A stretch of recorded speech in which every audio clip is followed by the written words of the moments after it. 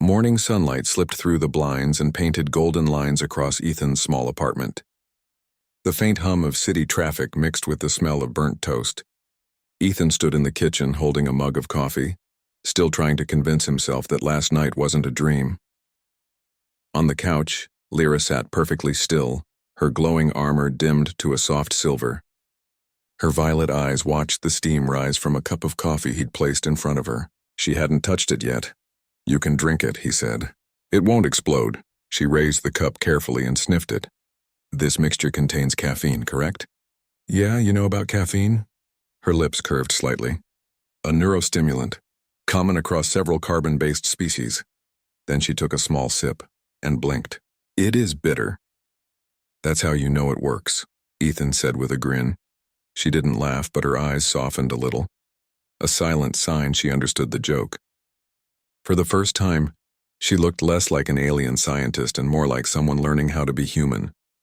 Later that morning, Ethan decided to show her the outside world. He couldn't just keep an interstellar visitor locked in his apartment.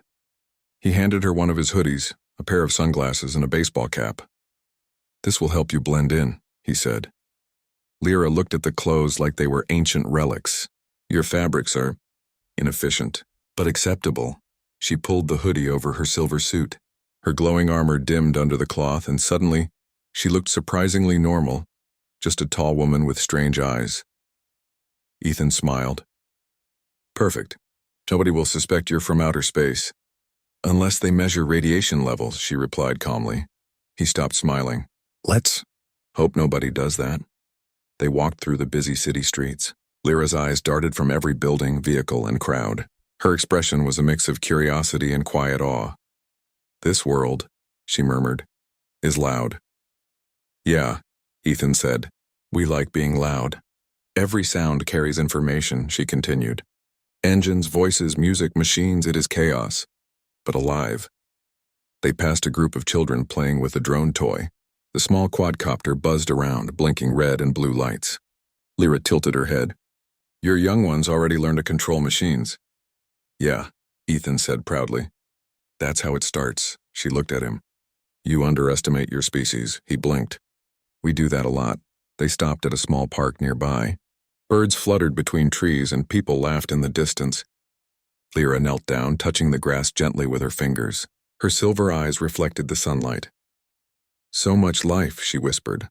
"On my world, vegetation was stored in domes. The surface could not sustain it." Ethan frowned. "That sounds sad." "It was efficient," she replied, though her tone suggested she wasn't sure anymore. He watched her curiously. "You said you were part of the Polaris Enclave, right?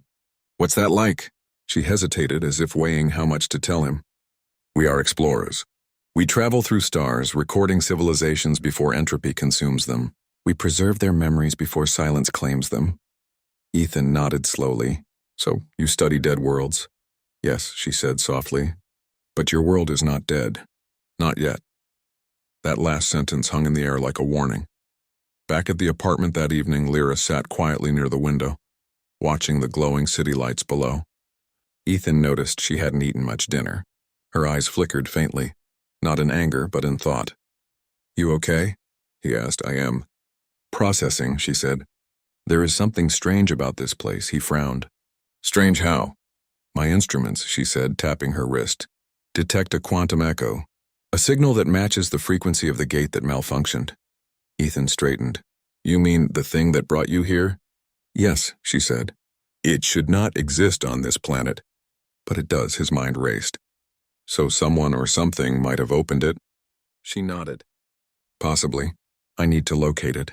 Ethan hesitated. "Do you think it's dangerous?" Lyra looked out the window again. "If the gate reopens uncontrolled, it could distort the atmosphere. Or worse, draw unwanted attention." He felt a chill run down his spine. "From who?" "From them," she said simply. The next day, Lyra built a small scanner using Ethan's electronics. His laptop, phone chargers, and even a toaster were sacrificed to make the strange glowing device. Ethan watched in disbelief. "You just turned my toaster into a space sensor." "It was inefficient for bread," she said calmly. They took the scanner to the rooftop that night. The air was cool and the city stretched endlessly around them. Lyra held up the device and its lights flickered rapidly. The signal originates north, she said. A military facility restricted, Ethan whistled. Figures. If anyone messed with quantum gates, it's probably them. She turned to him. You should not come with me. He crossed his arms. Yeah, not happening. You teleported into my shower. I think that makes us teammates now. She studied him for a moment, then gave a small nod. Very well, but stay close. They arrived near the edge of the restricted zone later that night. It was quiet, too quiet. Floodlights swept across the area, and drones hovered in the sky. Lyra moved like a shadow, graceful and silent. Ethan tried to follow, tripping on a branch. Quiet, she whispered. Right, he muttered. I'm built for offices, not spy missions. They reached a ridge overlooking the facility. Below them, metallic structures hummed faintly. Lyra adjusted her scanner. The screen glowed blue. There, she whispered. The anomaly. In the center of the compound, a large metallic ring stood upright, humming with faint energy. Scientists in white suits moved around it, taking readings. Ethan's jaw dropped. That's your gate, isn't it? Lyra's eyes darkened. A fragment of it. They recovered it somehow. How did they even find it? He asked. When I arrived, she said quietly, the gate's residue must have scattered particles across the area. Your government likely detected it and began experiments. Ethan looked at her. Can they use it to open whatever it is? She shook her head.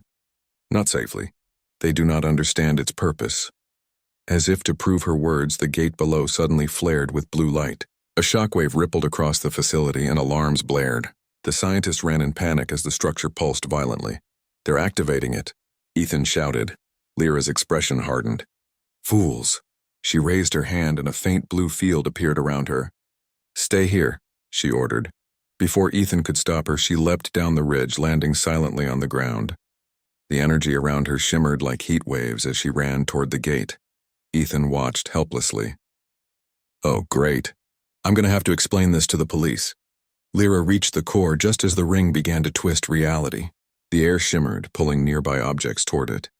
She placed both hands on the metal and closed her eyes. Her armor brightened, glowing with radiant light. The swirling energy slowed, then steadied. The blinding light faded, leaving only silence and the faint hum of the city in the distance. Moments later, she returned to Ethan, her steps slower than before. He looked at her, wide-eyed. You just shut down a Black Ops experiment with your hands, she exhaled softly. They were opening a fracture. If I had been seconds later, the gate would have destabilized. This area would not exist. Ethan stared at her. You saved them, she looked away. They do not know that, he sighed. Welcome to Earth. We're not great at thanking people for saving us. Her faint smile returned for a moment. You have humor even in danger. That is rare. They walked back through the empty streets, the city lights glowing gently around them. Lyra's energy seemed weaker now, her armor dim, her voice softer. You okay? Ethan asked. The stabilization drained much of my core power, she said. I will need time to recover. You can rest at my place, he said quickly. Until you're back to full strength. She stopped walking, looking at him with quiet sincerity. You would risk much for me, Ethan Cole. Why? He shrugged. Because that's what humans do. We help the weird glowing friends who teleport into our showers. She blinked, confused, and then actually smiled this time. Then perhaps I chose the right planet. They continued walking side by side under the endless sky. But as they passed a dark alley, Lyra's scanner beeped faintly again. One single pulse of blue light. Her smile faded. It seems something followed me after all. The next morning came too soon. Sunlight streamed through the curtains, but Ethan didn't feel rested. The sound of the city was normal. Cars, horns, people rushing to work. But his world had changed completely. He had an alien in his apartment, a quantum gate hidden by the government, and now, a mysterious signal that refused to stop beeping. Lyra stood by the window again, her eyes glowing faintly blue. The small scanner in her hand pulsed with soft light every few seconds. Each pulse came with a faint, low sound. Beep, beep, beep, steady and slow, like a heartbeat. Ethan rubbed his temples. Please tell me that's not what I think it is. She didn't answer at first, then she said softly, It's a trace signal, something from my world. It's moving, Moving toward us? Yes. He sighed. Of course it is. For hours, she worked silently, adjusting the scanner and creating strange holographic symbols above it. Ethan watched her with a mix of worry and awe. She looked weaker than before, her silver armor dimmed, her movements slower, but her focus never wavered. Finally, he asked, "What's following you?" Her voice was calm, but her eyes betrayed a flicker of fear. Not a person, a device, a Hunter-class probe. Hunter? Ethan repeated. That sounds bad. It's a machine built to track lost Enclave technology, she explained. If the probe detects that I survived the gate malfunction, it will attempt retrieval. Retrieval, he repeated slowly. As in, bringing you home? She hesitated. Or destroying the anomaly that caused the malfunction. Ethan frowned. You mean, destroying you? Lyra didn't answer. That was answer enough. By nightfall, the signal had grown stronger. The scanner's light pulsed faster, almost like it was panicking. Outside, the city glowed with neon signs and moving headlights. But to Ethan, everything felt tense, like a storm was coming. Lyra looked up from the device. It's close now. Less than 2 kilometers. Ethan grabbed his jacket. Then we should move. She shook her head. No. If we run, it will track us faster. The only option is to disable it here. He blinked. Here, in my apartment, that doesn't sound safe. She looked at him. It's the only way. He exhaled slowly, then nodded. Okay. Tell me what to do. The two worked together through the night. Ethan brought tools, batteries, even his old drone kit. Lyra used them to assemble strange glowing circuits on the floor, connecting them with thin metallic wires from her suit. She explained that they were creating a containment field, a temporary shield to trap the probe when it arrived. At one point, Ethan asked, "You sure this will work?" She looked up, a small spark of humor in her eyes. "I hope your construction skills are better than your cooking." He grinned. That's a low bar. By midnight, the air began to hum, faint at first, then stronger. The windows rattled and a deep, distant vibration filled the air. Ethan felt it in his chest like a slow heartbeat growing louder. It's here, Lyra said. They stepped to the window. In the sky above the city, a streak of blue light tore through the clouds, descending fast. It wasn't a ship. It was something smaller, like a metallic sphere glowing with strange energy. It moved like it was alive. People below stopped and stared. Some took out their phones to record. Others screamed and ran. The sphere hovered, above the rooftops, scanning the area with rotating blue beams. Lyra's armor brightened. It's locked on me. Ethan swallowed hard. Then let's give it a fight. The sphere descended, smashing into the street below with a burst of light and sound.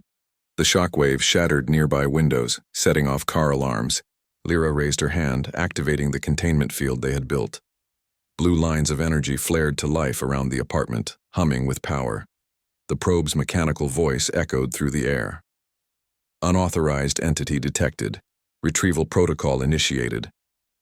Ethan shouted, "That doesn't sound friendly." Lyra's eyes glowed fiercely. "Stay behind me." The probe rose slowly, its outer shell splitting open to reveal spinning metallic limbs and a central glowing core. Beams of light shot out, scanning everything around it. When it focused on Lyra, the light turned red. Identity confirmed. Error in transfer. Initiating correction.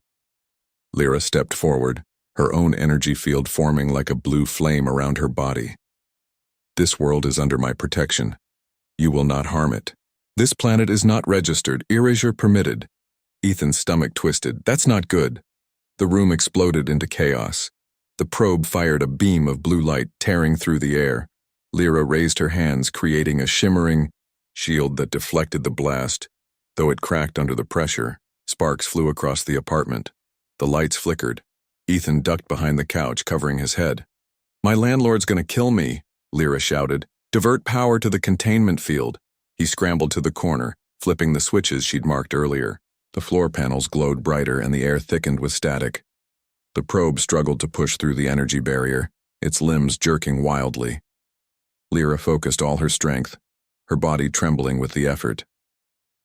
Almost stable. Another blast hit her shield, sending her crashing to her knees.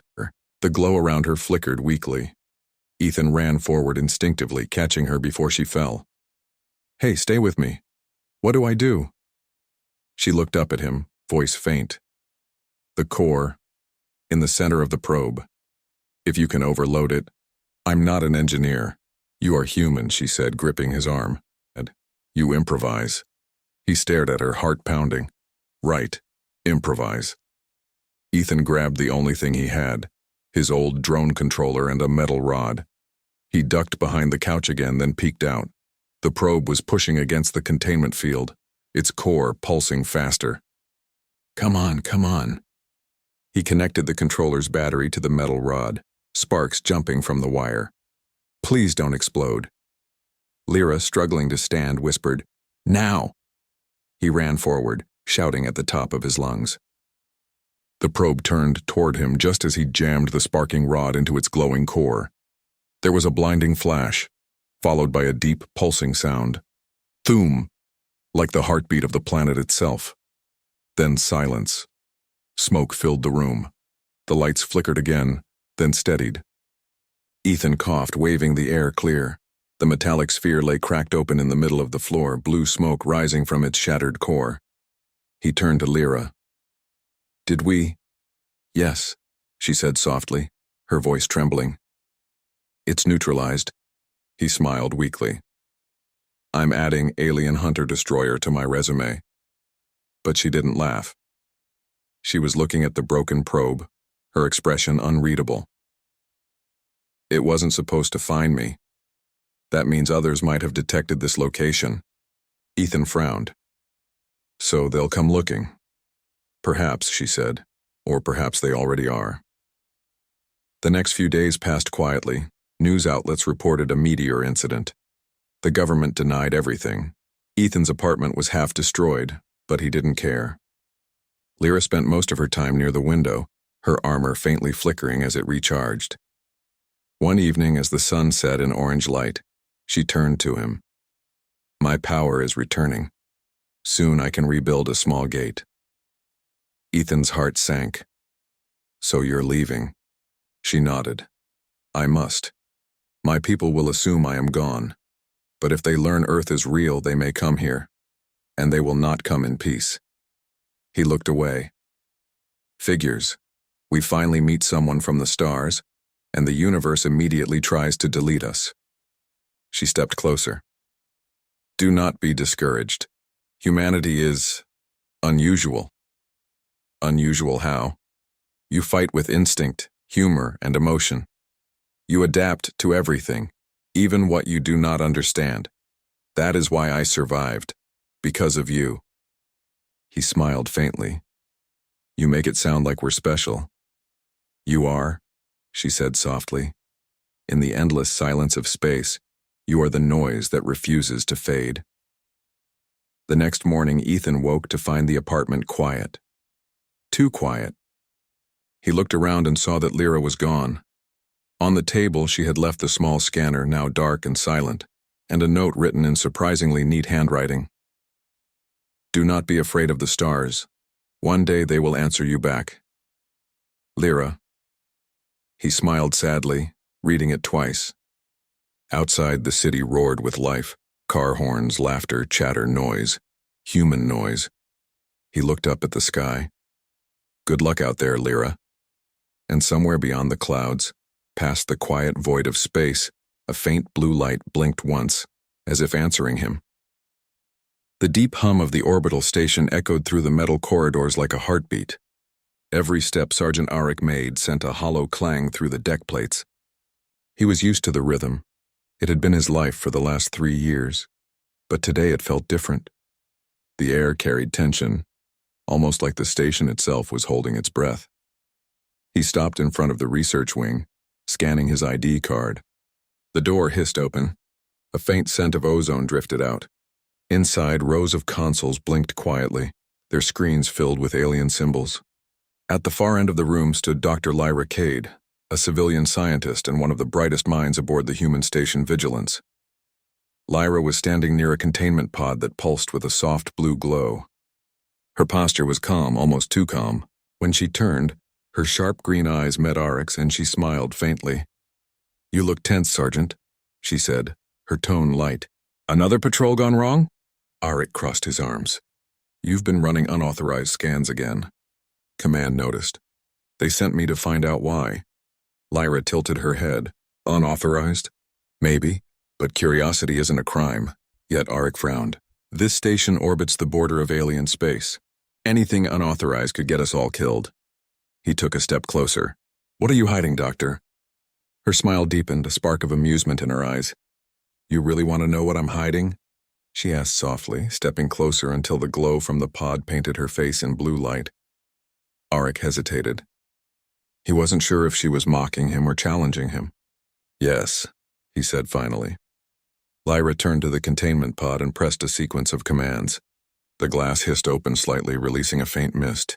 Inside floated a small crystal-like structure pulsing with slow light, almost like a heartbeat. Oryx stared. "What is that?" "It's not what, Sergeant," Lyra said quietly. "It's who." The light in the crystal brightened as if reacting to her words. Oryx instinctively stepped back, hand on his sidearm. "You brought an alien aboard this station?" Lyra chuckled softly. "Not exactly. This is what's left of one." She walked around the pod, studying the floating fragment. A consciousness preserved in crystal form. It was drifting near the wreckage of an enemy vessel. The others ignored it, but I heard something." "You heard something?" Oryx repeated, frowning. Lyra nodded. It spoke. Not in words, but in patterns, pulses of light energy. "I think it's trying to communicate." Oryx's jaw tightened. "You realize how dangerous that is? The last time humans tried to interface with alien tech, an entire colony disappeared." "Yes," Lyra said softly. "But that's what makes it important. They didn't vanish, they evolved. The aliens didn't destroy them, they transformed them." Oryx's stomach tightened. He'd heard the rumors in the lost colony of Meridian Darfur. Official reports called it an incident. Unofficially, people said the colonists were changed into something not quite human anymore. He took a deep breath. "You should have reported this." "I did," Lyra said calmly. "But Command classified it and told me to destroy the sample." She smiled again, almost sadly. "I don't like being told to burn knowledge." Oryx stepped closer, lowering his voice. "You disobeyed direct orders?" Lyra looked up at him, unafraid. "I saved something no one else could. If we understand this, we might finally know why the aliens fear us." That last sentence caught Oryx off guard. "Fear us?" Lyra nodded. "Every encounter with alien forces ends the same. They're stronger, faster, older. Yet they always retreat when humans push too far. Doesn't that seem strange to you?" Oryx thought about it. Humanity had spread fast, too fast. Against all odds, they'd survived wars and invasions. Maybe she was right. Maybe something about humans made the galaxy nervous. Before he could respond, the pod flickered. The light inside pulsed erratically. Lyra rushed to the console. "It's reacting to us again." The air in the room shimmered. A faint whisper echoed through the speakers. Not words, but a pattern, rhythmic and strange. Lyra's fingers danced across the controls. "It's trying to show us something," she said quickly. "Help me stabilize the signal." Oryx hesitated only a second before grabbing the secondary console. He followed her commands, rerouting power, adjusting frequencies. Slowly, the static on the screen formed a shape. A human face, hazy and made of light. The voice came again, this time more focused. "You are incomplete."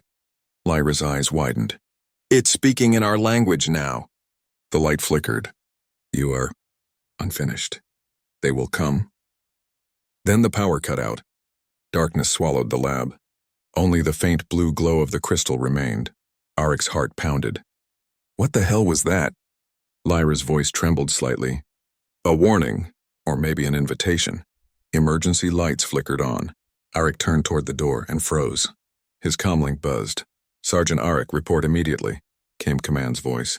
"Energy spike detected from your sector. Alien sensors are converging on your position." "Repeat, unidentified ships inbound?"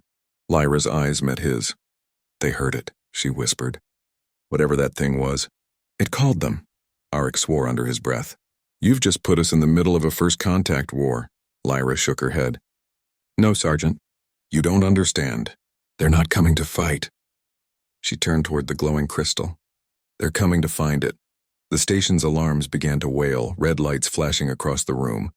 Outside the window, stars shifted. A fleet of alien ships emerging from hyperspace, surrounding the human outpost. Arik grabbed his communicator.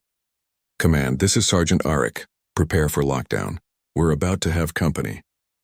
Lyra placed her hand against the glass of the containment pod, whispering something only the crystal could hear. The light within it pulsed in response, brighter, faster, almost alive. For a brief moment, Arik thought he saw the crystal shapeshift, forming outlines that looked eerily human. He turned back to Lyra, his voice low and urgent. What did you just do? Lyra looked at him with that same calm smile she'd worn when he first entered the room. You asked what I was hiding, Sergeant, she said softly. The floor shuddered as the first blast rocked the station.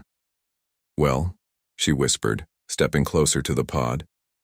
Now you'll find out.